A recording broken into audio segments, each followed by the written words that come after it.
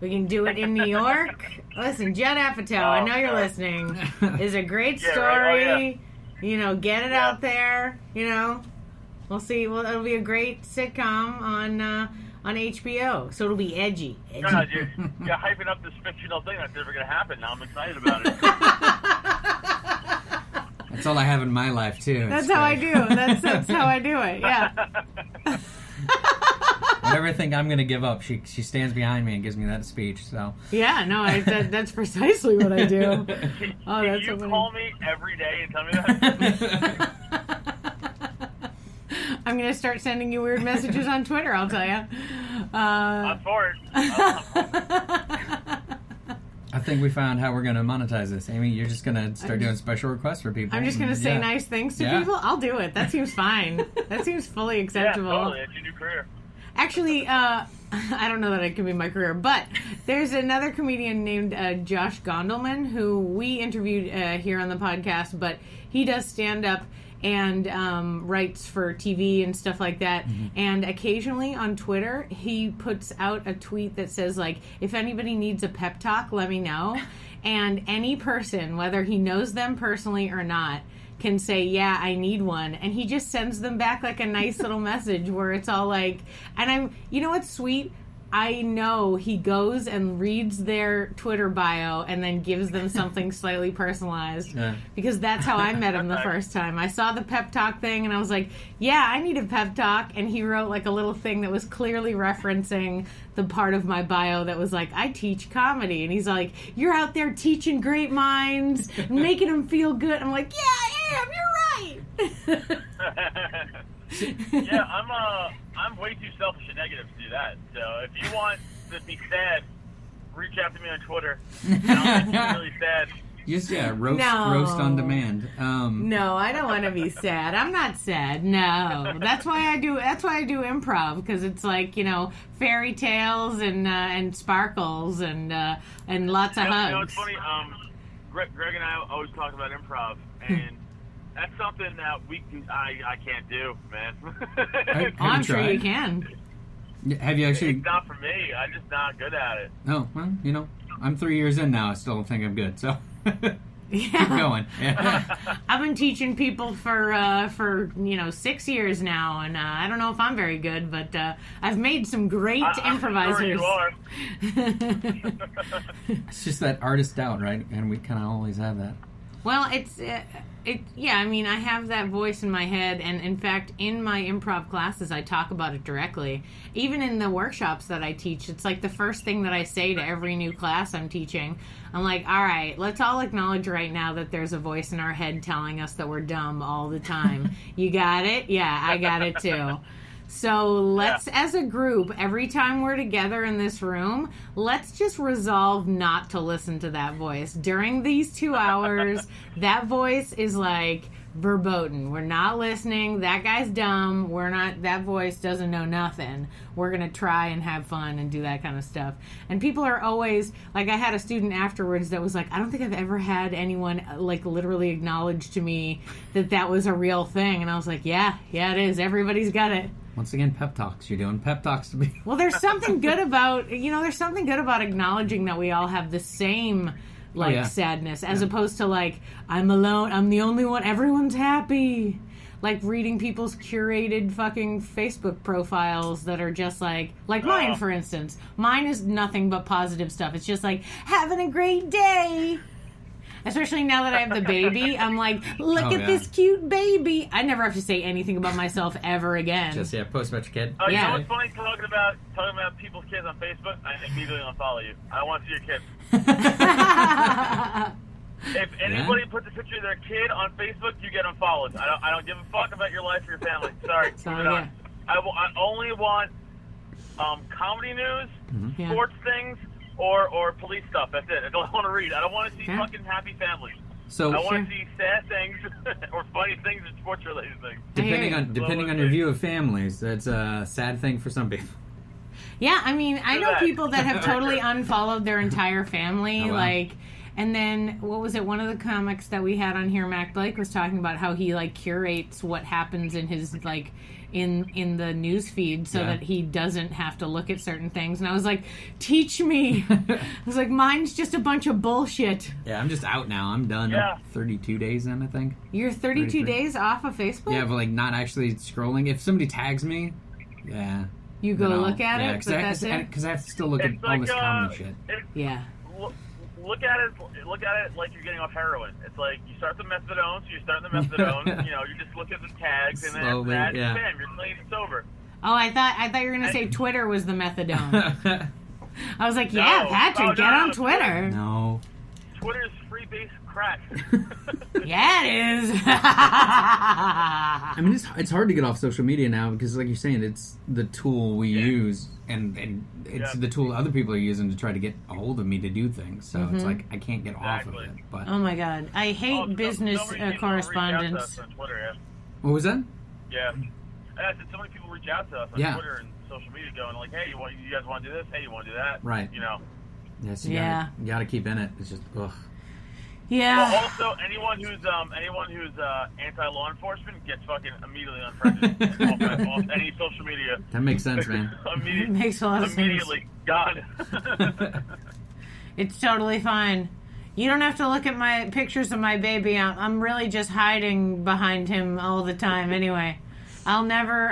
I've been not telling people what I think and feel for so long that it doesn't actually matter, and now I just put up photos. Though, in a little bit, I've decided that I'm going to stop putting up pictures of the kid. Why? Because at a certain point, he becomes a child that's like, I don't know, abductable, I guess? I mean, he's abductable now, but like at the same time, I'm like, I don't really want to cover the internet with a bunch of photos of my kid so that somebody can be all like, yeah, that looks good. I want that. Let me take it home. I don't know how they do it. I don't know how people work. I'm not a kidnapper. Don't make that face at me, Patrick. Now I'm just picturing a person scrolling through like its catalog. It's very disturbing in my head. I'm sorry. That's what I funny. imagine sometimes. Well, also, like, he's a person. Yeah. Can you imagine the people whose entire lives will be cataloged on social media? No. Like, I didn't join social media till I turned 30, which is the best news of my life. I went back and deleted my MySpace, I think 3 years ago. Oh, I don't think I've ever deleted my MySpace. It's still there. Yeah, I was like, oh shit. Facebook and Instagram is like a fucking Sears catalog for pedophiles. Yeah. No, man. They can just scroll through and be like, oh, I like item I-25. I'm gonna try to find him. It's creepy, man. Precisely. Yeah, no. Plus, at a certain point, my kid's gonna be a teen, and if there's like pictures of him like in a bath on the internet, and someone can be all like, "Hey, man, I found this old picture of you. You're weird," but I guess everybody will have all of their pictures. It's not like unusual. Yeah. Let's be honest. The first time you bring someone home, you're gonna show them that picture, ain't it? Whatever. Where are the digital files gonna be? I don't have any photos. You're gonna print them out. I'm gonna print them out.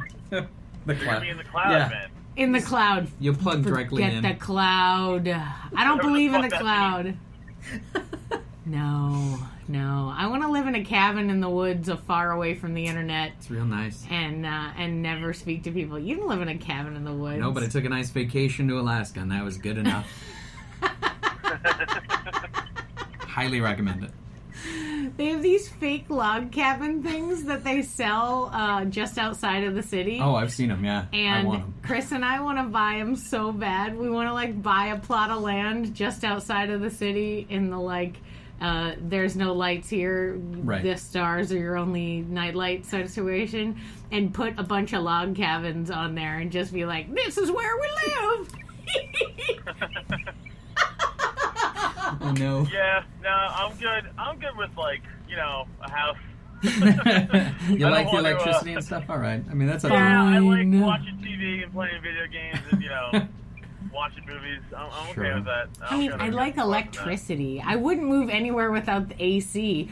Good Lord, Adam. How could I possibly live without AC? You know it's 100 degrees every minute here, right? In fact, I've heard. A building in the city caught on fire because an art installation had mirrors today. No. No shit. That's Mirrors hilarious. reflected the sun and caught a building on fire. What? Downtown somewhere? I forget. I was listening to NPR. A building? Yeah, it was something like $30,000 worth of damage. Yeah. I'm like a real bitch with heat though. Like if it gets 85 degrees or 80 degrees, I'm like, oh my god, where's the AC? Like I hate. I'm like such a prima donna. Like I hate heat. I don't like being sweaty and like right now it's like 90 degrees and like I'm just basking in AC. Like it feels so good.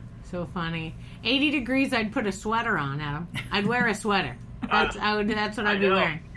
I just want you to know. There's no humidity, right? Where you are, there's like no humidity. I think somewhere the water came because yeah, I thought there wasn't a lot of humidity either, and then all of a sudden this year there's been some. We got the lake. We got a big lake or two, dammed up rivers, really. It used to be empty, is the thing. When I moved to town, there was a drought. Okay.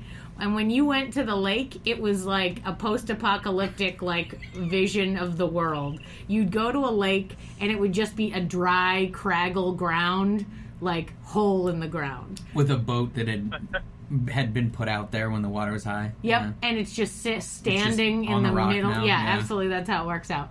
When I first moved to town, that's what it was like. I remember I went on a date with my husband, and we thought we'd go to the lake, and so we went to the Craggle Hole, and we were like, oh, look at this horrible I really thought there'd be water, and there was not.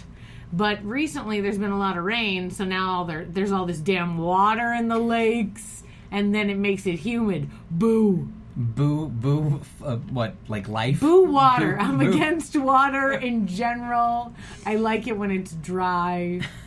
Yeah, the Northeast is just humid as fuck. Like it's the worst.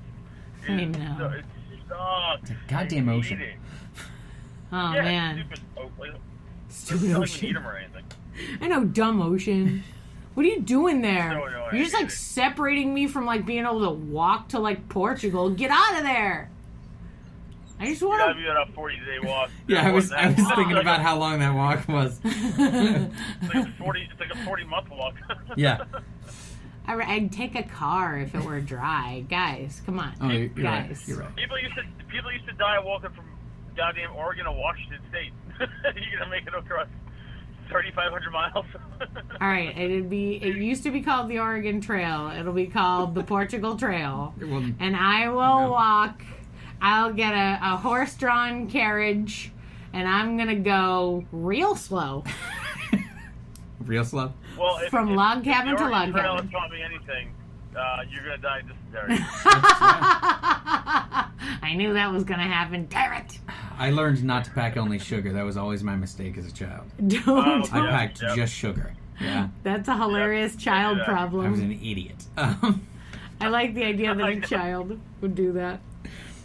I know, what a complicated game to give children. It's like, this literally is life or death. You guys will figure it out at 7. It's like, all right. You get it, yeah. Yeah, you got it. You could make huge decisions. It toughened us up. We were ready. My dad likes to remind me of the times I tried to run away as a kid and the items that I packed with me or did not pack. He would laugh at me about you brought cans of soup? Cool. Do you have a can opener? And I was like, come on. I brought a CD player and a G.I. Joe. I'm good. I'll see you later. Great to go. Yep. I never brought anything with me. It was like, I'm just wearing these clothes. I'm walking away now. I'm out of here. I'd start walking down the street. The end of my street was like a major highway street. So it was like nice suburban street, and when you got to the end of the hill, it was like 3-lane highway on either side. I'd be like, I think I'm going back. Did you run away? Did every kid run away at some point? Is that a thing? Yes. Yeah. I don't remember my brothers doing it. I feel good about us talking about this now, so that when my child runs away, I don't think I'm horrible. He hates me. It's like, nah, it's a thing. People do it. It's fine. It is a thing. Yeah. If you don't get too far, it's fine. Right. Yeah, just come back. Nobody. I remember when I was a kid. I'm such a bitch. I remember when I was a kid. Me and my dad are fucking best friends. Me and my dad are super close. I can count on my hand the amount of times I actually got into like a fight with my dad in my life. But I remember I was like, I want to say 6, or I could be older than 6, and my dad was yelling at me.